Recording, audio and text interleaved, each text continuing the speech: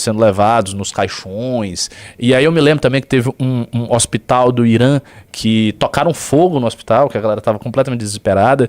E o próprio Irã, aí lembrando do Irã, o Irã foi a primeira vez que o Irã pediu empréstimo ao FMI na história da Revolução Iraniana. Então, assim, já dava para sentir no início da Covid que aquilo era sério, sabe? Que aquilo era real. Não era, o Bill Gates colocou um chip via vacina, coisas mirabolantes desse tipo. Dá pra perceber que não era o caso. Dá pra perceber que se tinha realmente um problema, havia uma pandemia global grave e que os estados deveriam enfrentar aquilo ali de forma séria. E o Bolsonaro não fez isso. Então isso aconteceu, fora a série de outros desmandos, a sua incompetência, o fato de ele ter tentado dar golpe de Estado, etc, etc. Então a gente teve uma união provisória, temporária e pontual com a esquerda em favor de uma pauta específica, que era a série do Bolsonaro. E agora o Eduardo simplesmente abre a boca para dizer, não, a gente pode ter aqui diálogo, ter conversa, e tá tudo certo, tá tudo tranquilo, porque a gente tem que conversar com todos os lados. Então, a primeira coisa a se apontar é a hipocrisia. Mas eu tenho uma segunda coisa, que esta eu acho mais importante de eu dizer aqui, porque vai ser uma análise, Bruno, uma análise filosófica e política, num sentido amplo, do que é uma articulação política feita pelo bolsonarismo e do que será uma articulação política feita pela missão. Porque eu não acho que, em essência, tirando a questão da hipocrisia, que eu obviamente já enderecei aqui, tirando a questão da hipocrisia, eu não acho que, em essência, a fala do Eduardo foi um erro. No sentido de que, sim, eu acho que se você pretende governar, você tem que conversar com todo mundo, inclusive com setores da esquerda, do centro, do bolsonarismo, de todo mundo que tiver, todo mundo que está lá, todo mundo que é parlamentar, todo mundo que tem representação no parlamento, tem que ser ouvido, tem que ser chamado ao diálogo se você é um governante. Mas há maneiras e maneiras de fazer isso, e esta distinção é aquilo que eu quero explorar na minha análise de agora. Mas antes disso, vamos lá, a gente tem aqui uma promoção de 2 valetes. Eu posso escolher uma das 3, ou eu tenho as 2 que eu vou entregar especificamente? Pode deixar essa como terceira, né? Essa aqui como terceira? Tá, então vamos fazer o seguinte. Olha, vamos fazer o seguinte. Preste atenção aqui. Vocês vão receber, caso vocês entrem no Valete Plus, está aí o QR Code embaixo, vão receber estas 2 valetes. A valete aqui do Trump, olha só, e a valete do Alexandre de Moraes, o judiciário contra as cordas. Nessa valete aqui eu tenho inclusive um perfil que eu escrevi junto com o nosso advogado eleitoral, grande advogado que assessora o MBL, o Dr. Arthur Rolo, e tá lá o perfil jurídico dele aqui, e esta revista aqui do Trump, que eu também tenho um artigo, felizmente, sobre o Lewis Strauss. Mas o seguinte, daqui a pouco, agora não, mas daqui a pouco, daqui a uns 10 minutos, eu vou abrir uma promoção em que durante 20 minutos cronometrados, sem falta. E eu tô deixando mais tempo pra audiência subir e tal. Inclusive, pra ajudar a audiência aí, deem um like na live. Não custa nada. Tem quantas pessoas assistindo e quantos likes? Pra eu ver a proporção.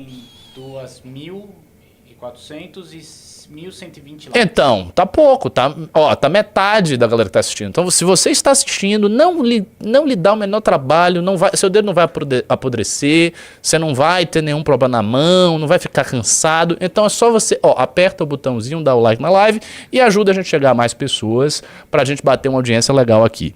Pois bem, daqui a alguns minutos, durante 20 minutos, se você entrar neste QR Code, ele tem que aqui.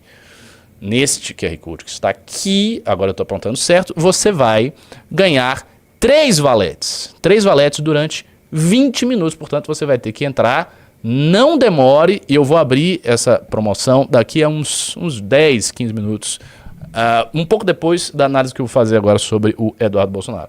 Cronometrado. Vamos lá, o que eu queria falar do Eduardo Bolsonaro, né? Aposto que o Renan já criticou esse anel de bicheiro. Pô, mas respeito ao meu anel. Isso aqui não é um anel de bicheiro. Isso aqui é um anel islâmico. Eu comprei esse anel da Turquia. Ô, louco. É sério, isso é um anel turco. E ele tem um símbolo aqui que parece... É tipo a estrela de Davi. Vocês não vão conseguir enxergar, não. Mas tem um símbolo aqui como se fosse a estrela de Davi. Mas é o selo de Salomão. É isso aí, o selo de Salomão. Que existe no medievo árabe. Depois vocês procurem aí. Mas não é um anel de bicheiro, pô. Anel de bicheiro é dose. Mas vamos lá. O que eu acho aí do caso do Eduardo, né? E da diferença entre uma articulação política real para uma pseudo-articulação política. A gente viu, ao longo do governo Bolsonaro inteiro, duas posturas, basicamente, que podem ser distinguíveis aí do Bolsonaro. A primeira postura do Bolsonaro é uma postura de confronto. Então, era uma postura que estava clara na campanha dele, quando ele disse, não, no meu governo não vai ter tomar lá da cá, vai ser assim, vai ser assado, vamos fazer assim, assado. Então, ele estava com a postura de confronto, e essa postura de confronto se manifestou durante a presidência dele, o exercício da presidência, em todas as vezes em que ele fez manifestações, ele foi às manifestações, e daí, nestas manifestações, ele incitava, claro, ele próprio, sempre com todas as reservas e tomando todos os dedos para não incorrer em nenhum crime, mas ele estava ali incitando, especialmente os seus influenciadores, incitando as pessoas a golpe de Estado, aquelas faixas, cartazes, Bolsonaro no poder, etc, etc. Então ele tinha uma postura de confronto com o Congresso e com o sistema político. A outra postura que ele tinha e que normalmente ele adotava logo em seguida as manifestações, ele fazia uma manifestação e depois ele buscava a complacência do sistema político. Era assim que ele sempre fazia. Ele fez a manifestação lá, a primeira, no dia seguinte ele estava se abraçando com o Dias Toffoli. Ele fazia outra manifestação, no dia seguinte ele estava com cartinha de Temer para Alexandre de Moraes, dizendo, não é bem assim, veja bem, nós somos amigos. Então ele sempre estava nessa pegada.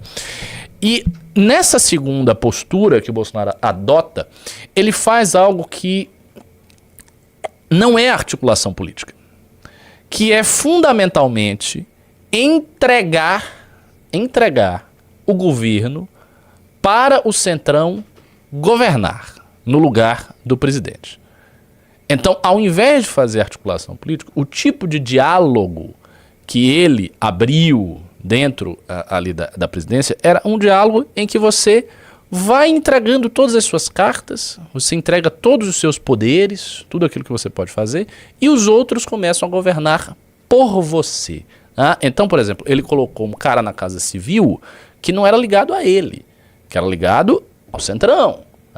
Os operadores de articulação política do governo eram ligados todos ao Centrão, não ao núcleo do Bolsonaro, com exceção do Felipe Martins, que não era exatamente um operador, né?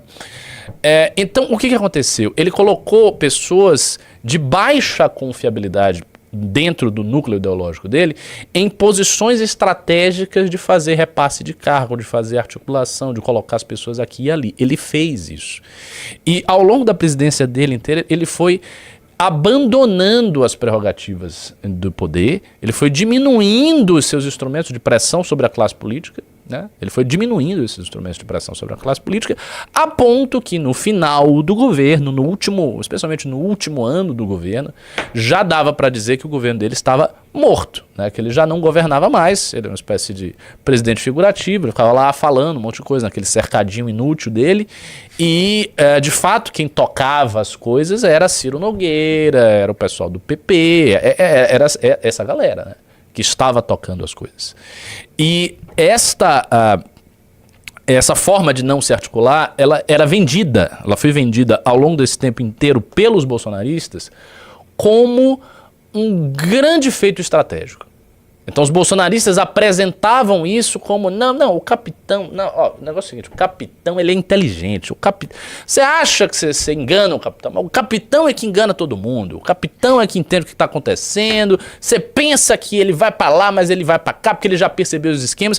Isso era vendido o tempo inteiro pelos influenciadores bolsonaristas para uma massa de pessoas infelizmente seduzidas por esse canto da sereia, as pessoas acreditavam nisso. E elas iam reproduzindo essa ideia de que o Bolsonaro estava fazendo um xadrez 4D. Né? Vocês lembram disso, né? Estão falando do Kim Kataguiri, eu vou falar do Kim Kataguiri em breve.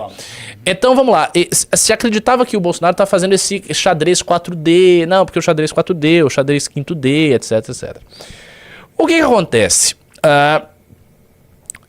Ele foi nessa toada, perdeu todos os seus poderes e o governo termina de forma melancólica, no fracasso. Ele vai para a reeleição, ele não consegue reeleição e ele agora está preso e tudo mais. Enfim, essa é a situação dele.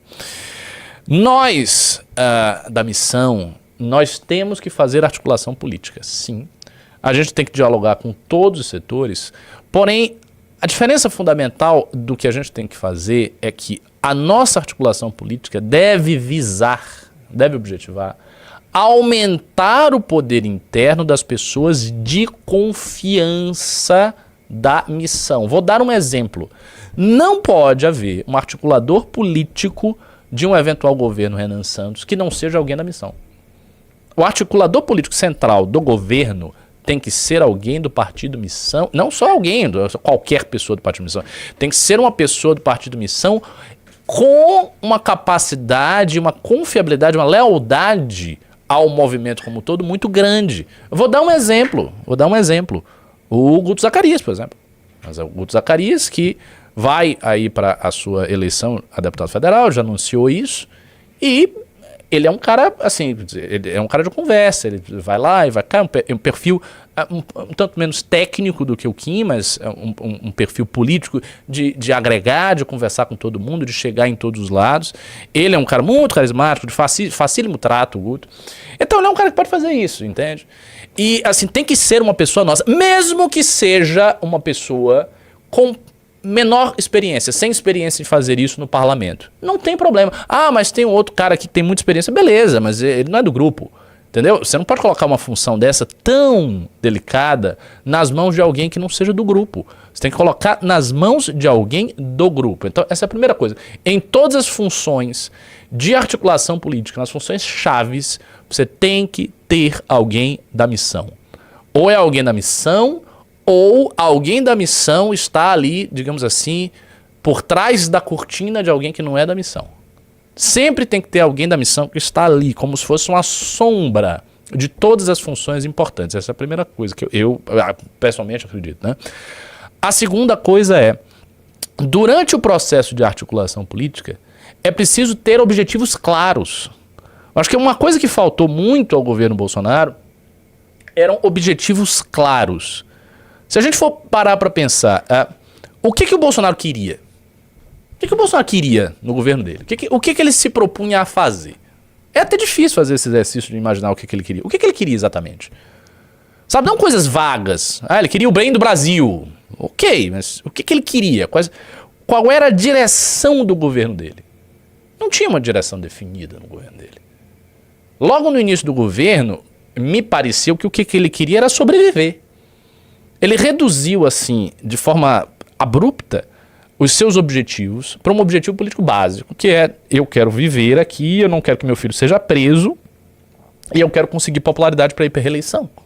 E tudo que ele fez foi em função disso. O auxílio emergencial que ele entregou a contragosto, depois do Congresso passar, e que ele viu que estava dando um upgrade na popularidade dele, ele foi lá e canetou, subscreveu o auxílio. Com que objetivo? Qual que é o objetivo? Sobreviver e ir para a eleição. Então, no fim das contas, ele foi um governo tão diminuído, ele foi achatando, que o único objetivo dele era